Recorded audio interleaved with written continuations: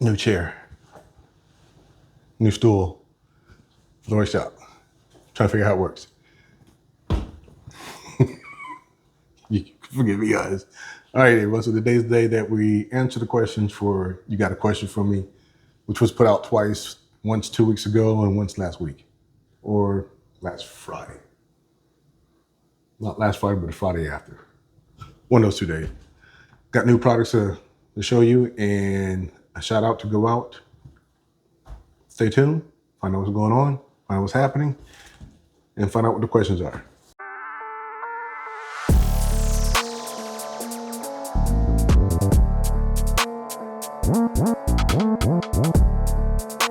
Welcome back, everyone. So today is the day where I answer your questions for got a question for me. But I'm gonna give a shout out to a company. Company sent me an email, asked me if I wanted to review a couple of products, and I told them, okay, yeah, I can do that. So shout out to Urgenex. Urgenex sent me some batteries to test out, and I told them I would do that. I would test one of them out in the X Rider, and the other one's out in the small ground.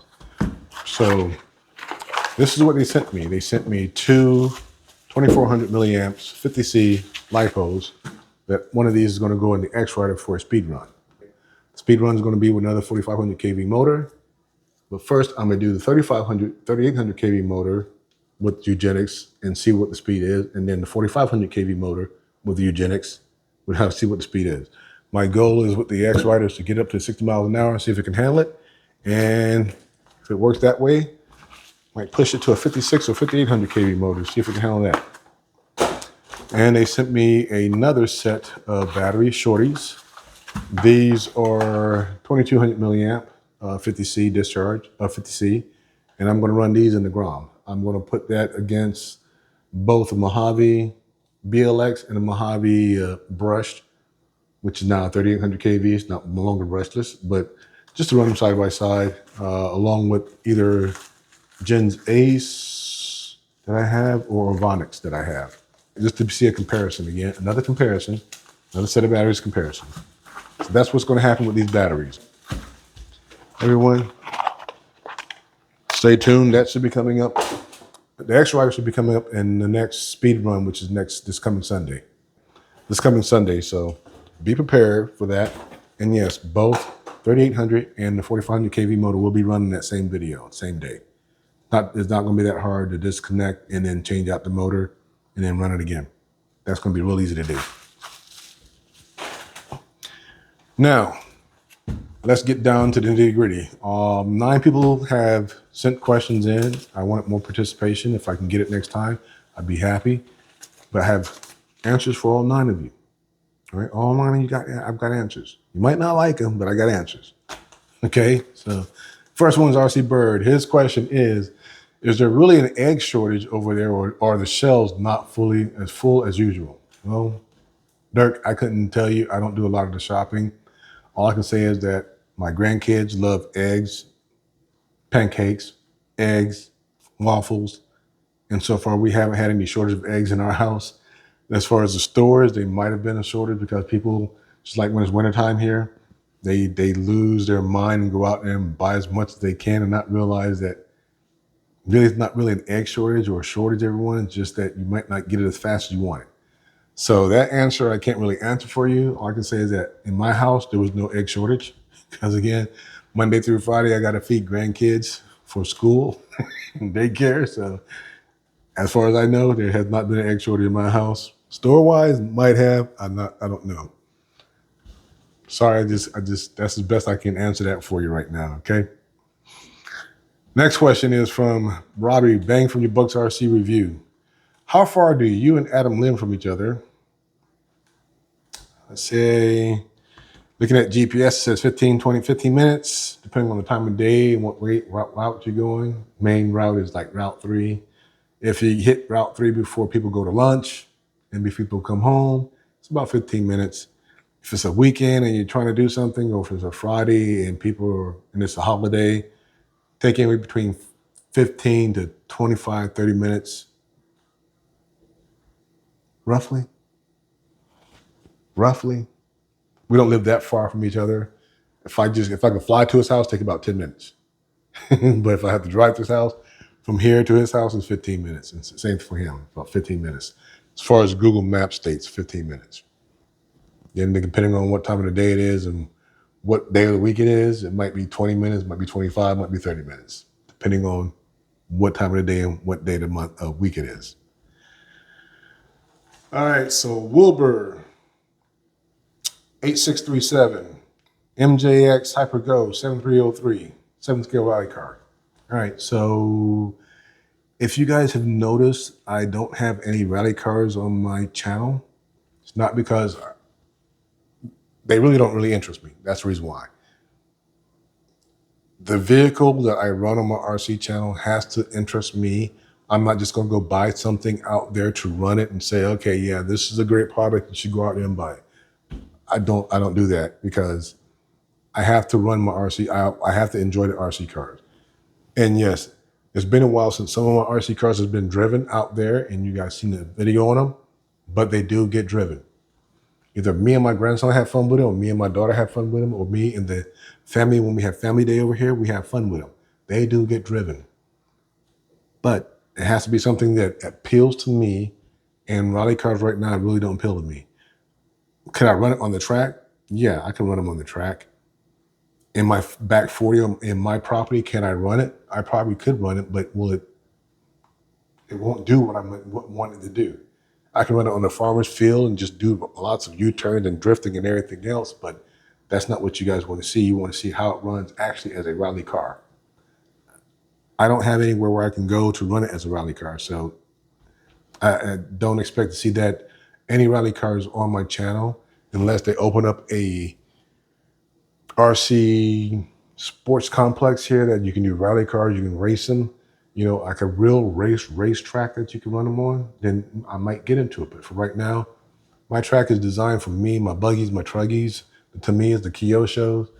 I can't even run the Promoto XM on there because it's not designed for that. It's designed for RC cars. I can give it a shot. It won't work out too good. I already tried it. So no, I don't see any rally cars coming to the channel anytime soon. And like I said, again, I don't want to buy anything that I'm only going to show you once and never run it again ever. I can't do that. And I can't do that to you guys who subscribe to my channel. So HyperGo, MJX, any rally cars come to the channel? No. Short courses, yeah, you'll see more short courses. All right, that's coming soon. Okay, all right. The next question is from VSCI 79, all right? He said, can you describe the ultimate RC for you or the requirements it would need to meet? He has another part of that. It says, also, if you were head of a major RC manufacturer, what would you consider to be the best thing to release to the masses next? So let's answer the first one. Can you describe the ultimate RC for you or the requirements it would need to meet? The ultimate RC for me has to be something that I can work on. It has to be something that I can look at a manual and say, okay, I'm putting myself as a beginner because I want to be able to show a car on the channel that a beginner can pick up, a person who just started off in the hobby can pick up, work on it and not have any issues, looking at the manual and know when to do maintenance, how to do maintenance, and knowing that the car is not going to be that difficult to take apart and put back together. If a vehicle is too hard, I'm not meaning that as far as like where the parts are located and everything else. What I mean is taking it apart, disassembling it, like the diffs, the center drive, the center diff, the shocks and everything else. If any of those components are too difficult to get to, or I need special tools in order to access it and work on it, then that's not the ultimate RC for me. I have to be able to work on it. Are there some RC cars out there that's a little bit difficult? Yeah, but I can manage it. And so can a new person manage that as well. But that is my ultimate RC. Has to be something I can maintain very easily, or it's not too difficult, not too very difficult to maintain and repair and fix and keep running. Because if it's too far, if it's too hard to repair and keep running, I don't want it. It'll push me off to the point where like, yeah, no, I'm done with it right now. I go something else. Let me try something else before I try to work on this thing and get headaches, and it frustrates me to the point where I just want to throw it away or just let it sit aside and never finish it. Doom Master came close to that, but I got it worked out. Okay. All right. So the second part of this, also, if you were the head of a major RC manufacturer, what would you consider to be the best thing to release to the masses next? Now, some of you might agree, some of you might disagree, but I think low C missed the mark with the Promoter SM. Now, if they would have released a quad that performed just as well, does the same thing as the XM does, I think that thing would have been on the shelves and off the shelf as soon as it hit. That's just my opinion. Not too many people are into the street bike scene. You got to have a taste for that. I have a little small taste for it. That's why I have the X Rider. I take it out in my driveway once in a while, and I do run it. But a quad, something that you can use off-road and on-road as a four-wheel motorcycle, they came up with the side-by-side, right? Why not come up with the quad now? If they would have released a quad, if I was a manufacturer of low sense, I'd say, okay, the XM did pretty good. Let's see if we can get the same response. We put all that technology into a quad. Put a rider on the quad just like you did the XM, and see what it does. Have it does wheelie the same thing as the XM does. I think that thing would have sold big time. Big time. But for me to be a manufacturer, that's what I would have released. So I looked at Lowe's and like, okay, so you released that. Let me see if I can release this quad. Another major manufacturer release a quad. I think that would sell pretty good. All right, that's just my opinion. But if I was a manufacturer, I would look at the XM and say, yeah, they don't release a quad in the next 3 months. Let's go ahead and let's get the thing prepped up to release a quad that does exactly what the Promoter XM does, but better and faster. Think about it. A quad. Whoa. We had a ball with the XM, right? Think about a four-wheel off-road bike. That'd have been awesome to see. It would have been awesome to see. All right, so I got a question from the RC. I hope I get this correct. RC Afficionado. His is, what are your most and least favorite aspect of the hobby? Let's see. Most favorite aspect of the hobby is the community. As you guys know, I've had some things going on, and I apologize. And a lot of you guys say, Al, you don't need to apologize, but in my mind, I do. The community is what kept me going, and the community is what's still keeping me going. And I can't really do anything without the community, without you guys, without the subscribers, my Fab 11 who started me off. And it's part of that hobby that you want to have. You want to have the community. You want to have the right friends that keep you going, and those who support you. That's one of the most favorites of the hobby. The other part of that is when manufacturers listen to the users. What I mean by, like, for example, Arrma, when it came out with its new 150 amp ESC and new motor combos for the 223 BLXs and the Creighton 6S and the Notorious 6S, they had some issues with their ESC, and they listened to the users. Again, most of their users are big influencers. They listened to the small influencers. You know, they took what we had to say and they fixed those issues. They came up with a solution, and the problem was fixed. That's another part of the hobby that I like. I don't like when a company actually knows that there's a problem and they never fix it, and they're like, oh, I'm the company you're going to come to anyway. No matter what happens, you're going to come to me because you like my product. All right, so some people do, some people don't. I'm not that person. If you don't fix a problem that you've been having for a long time, I'm not going to use you again. That's just me. And some of you might be thinking that, Al, that's wrong. They've got good product. Yeah, they have good product to a point. But when you got to repair something because it's not You have to fix it yourself. They're not going to send you a replacement product for it. Why stick with them? Again, my opinion, so don't take this the wrong way. It's just my opinion, everyone. All right, so that's that part of that. I'm not going to mention any names, but I don't like when a company tells you that you're not a hardcore basher. A company told me that. I'm not a hardcore basher. You're right. I am not a hardcore basher. I don't go to a skate park. I don't send my vehicles off a ramp in a skate park. All right. I don't have a ramp that shoots my vehicle 60, 70 feet up in the air. That's just not me. I run my cars like I would like to run them normally, and most of us do. I'm not one to say, okay, I'm gonna buy this RC car, which is $400. You give me a coupon, okay, I'm still spending money on this RC car. I'm gonna run it the way I want to run it. If I want to jump off my hill, I jump off my hill. My ground is not level. I can tell you that right now. There are holes, there are pots, and there's dips and dumps and levels and everything, whatever you want to call it. There's out there in my property in the back 40 that I can run straight one day. Rain comes, something gets washed out, or something gets a little bit deeper. I run that same route, and all of a sudden I got a dip. That car goes up in the air, or one of the wheels catch a dip, or a tall piece of grass, or whatever's in it, and she starts flipping. I don't need to be a hardcore basher, okay? Because my property is going to tell me, will this car survive your driving ability, Al?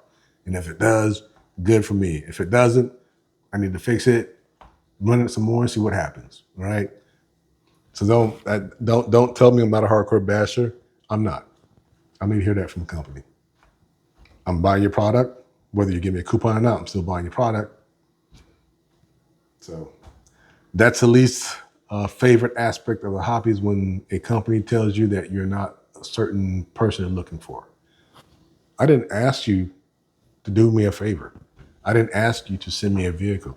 I'm buying it out of my pocket. I'm using the coupon from you. Yeah, I'm still using my money to buy your product. So don't tell me, I'm not a hardcore basher. Okay, get me on the tyrant there on that.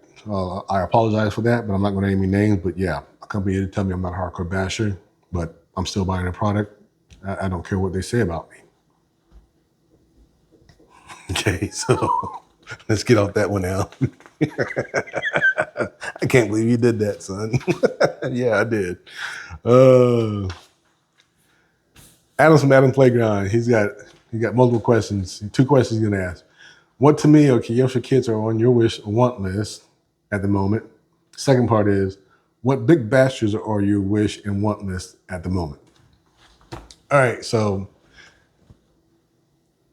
there's one from each one of the Kias. There's one vehicle from both Tamiya and Kiyosha. They both look like this. They both look like this. The Beetle from Kiyosha. Yeah, I'm looking at that one. It's a want and wish that might be coming here, not anytime soon, but it will be coming. I can't get it now because I spent some money on certain things that we'll talk about here in a few seconds. Yeah, I'm gonna give a shout out to Blast from the Past. He ran his Kiyosha Beetle and he had a ball with it. He put a 3S system in it. That thing does wheelies. You know me, I like power. My Kiyosha, the Tamiya Blitzer Beetle here's got a 3S system in it. And again, we're gonna run that on the track with the Doom Master with its 7700 kV motor in it, along with the BBX with its 7700 kV motor in it. So yeah, the Beetles, something that looked like a Beetle. The BBX looks, you can call it a Beetle bug, cut off, whatever. But yeah, these things are starting to catch my eye. So, and the Sand Scorcher from Tamiya is another one that I'm looking at that I'd like to get. Something about those little Beetles now that that I can't stop thinking about them. So yeah, Adam. So for Tamiya and Kiyosha, one each. Should be popular on the channel in the next month or two, but not right now. Okay, and you'll find out why now. His second part was, what big bashes are on your wish or want list at the moment? Big bashers. Now, some of you might say it's not a big basher because some people say it's underrated. Yeah, Cabal. That's what's on my want and wish list right now. I've got 3 vehicles that I'm looking at because I don't want to miss out on them. And the reason why I'm saying that is because lately I've been going on the website seeing, okay, how much is the roller? Everything has been out of stock for quite a long time, meaning it has not been updated or the stock hasn't been filled again the last 2 to 3 months. And if you've been in the hobby for quite a long time, you guys already know that if something's not back in stock within a month or two, then it might be discontinued.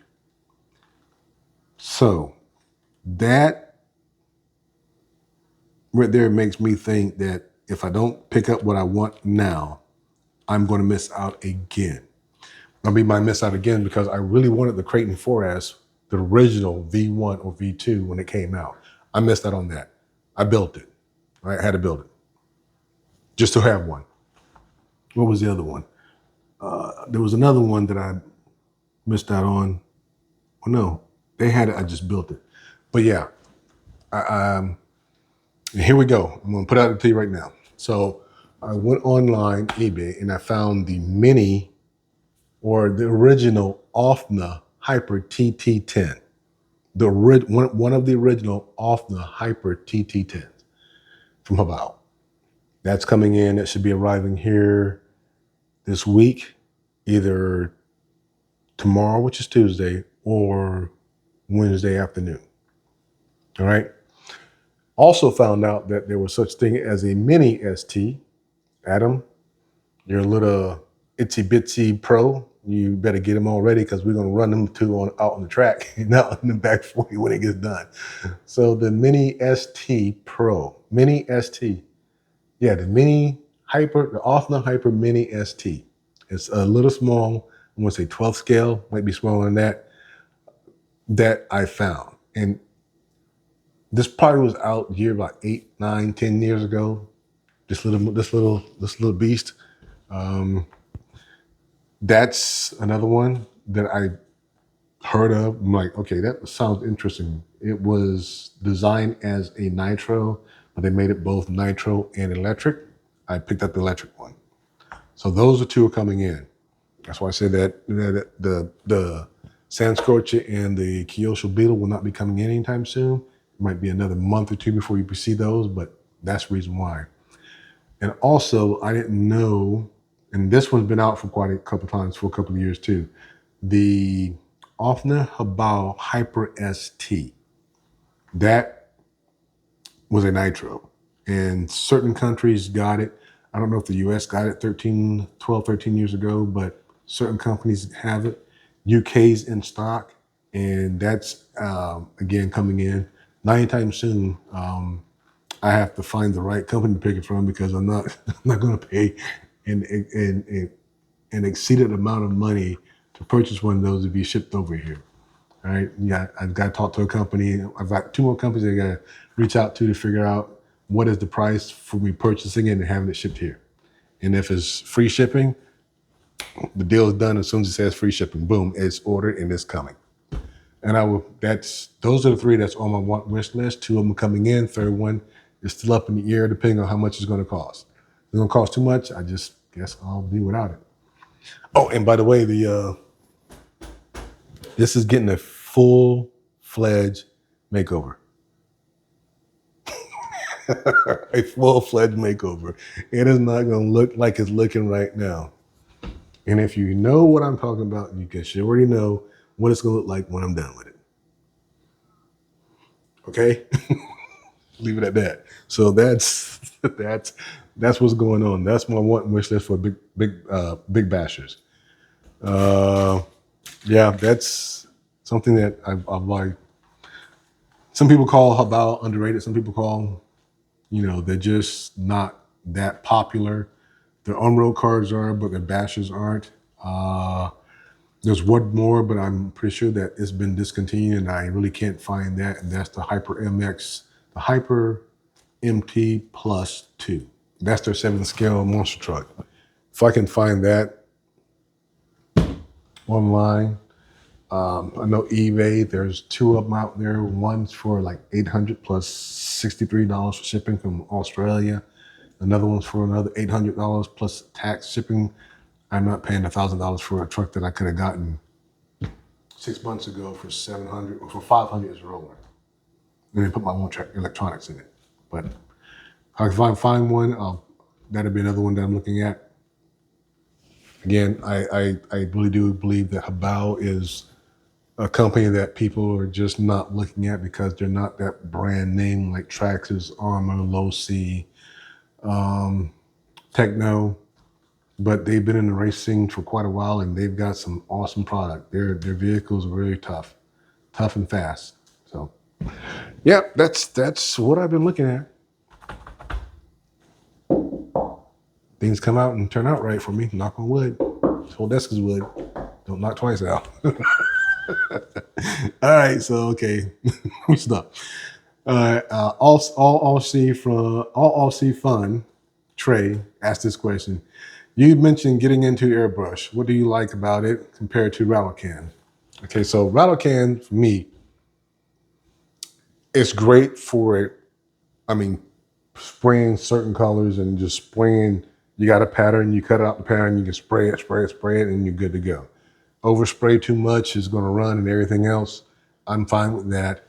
But when I did the Dune Master, it was like, yeah, I can actually put the paint where I want to put it at, and I have to worry about sitting, 2 inches and spraying and this and get at a different angle and everything else. You still got to do it with a spray gun, airbrushing, but you don't have to use a spray can to do it.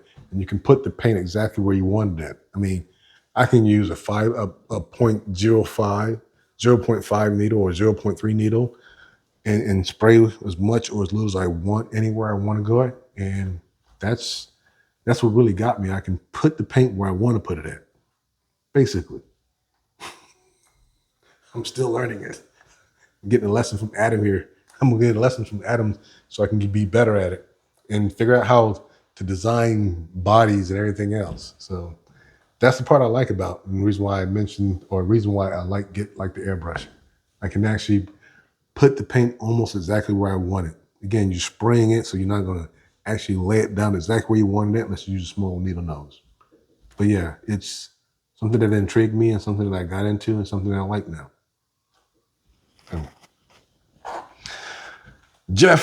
JFRC, John from JFRC. I see you live in a nice part of the world already, but when you go on family vacation, where do you prefer to go to and why? Well, John, you'd be surprised. Let's see. The last vacation I went on with the family was like 2017. And that's when we went to Germany. Went to the Christmas Fest. We used to live in Germany, and that's what we enjoyed, me and the wife. We both were stationed over there and decided to go back again. But since then, we haven't really been on a vacation. If we did, like a weekend and went to a park or went to one of a timeshare. Just me, the wife, the kids, and the grandkids, and we just sat back and relaxed. But since then, we really haven't been on a vacation. This year, we plan on doing a vacation, going up to the mountains. She's picking that destination, so just some place we want to go. We like to go into the mountains or to the beach. The beach is because I can just walk on the beach, run on the beach, listen to the waves, and just smell the ocean. And you might say, "Oh, you're weird." I'm not really a country boy. I'm not really a city boy. I'm not an urban boy. I'm just a person who likes to be around nature. That's the reason why we bought this property. I like the outdoors. I like being outside. So, yeah, hopefully mountains here pretty soon. And then maybe later on in the year, near November, December time frame, might be October, November, we go back to the beach and just relax before it gets too cold. Not too hot, not too cold. I don't like going to the beach when it's like too hot, too many people there. Don't like a lot of people around me, especially on vacation. So, yeah. All right, Traveler 197. What is your opinion about the Serpent Buggy? How long did it take to complete the process? Okay, so the Dragon Serpent SRX8E, that was already run, so I didn't have to put it together, but I do have the Pro Kit. The Pro Kit is a kit just like the Tamiya, just like Kosho. You have to put it together. You need some good set of calipers. You're going to need some good um, shock pliers and everything else. You will have to put this together, and you will have to pay attention to how you put it together, just like any other kit. Measure twice if you need to. Make sure you have it exactly where it tells you need to put it at. If it says the rod ends need to be from end to end, from middle to middle, needs to be 2.5 millimeters apart. You need to put it 2.5 millimeters apart, and then you adjust it from there.